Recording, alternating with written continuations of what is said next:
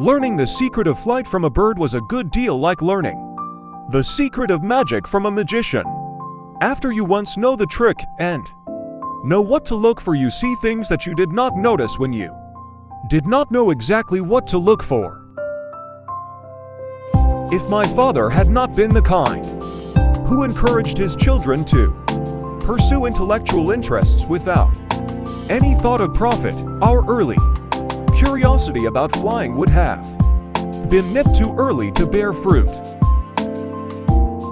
We wrote to a number of the best-known automobile manufacturers in an endeavor to secure a motor for the new machine.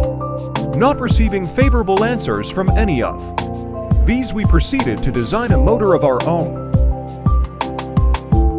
Things which seemed reasonable were often found to be untrue, and things which seemed unreasonable were sometimes true.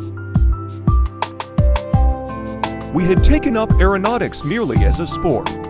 We reluctantly entered upon the scientific side of it, but we soon found the work so fascinating that we were drawn into it deeper and deeper. The motor close beside you kept up an almost deafening whir during the whole flight, yet in your excitement you did not notice it till it stopped.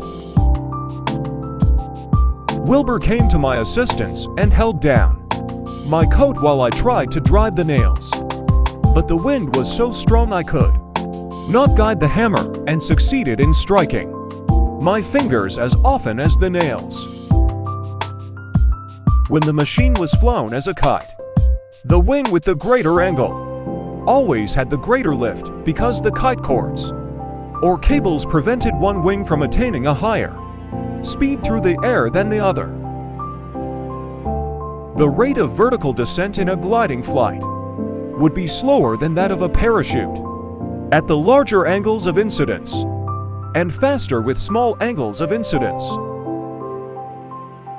The wing warping and the rudder were mechanically coupled in order to relieve the operator of thinking of two operations simultaneously. We began building these helicopters for ourselves, making each one larger than that preceding.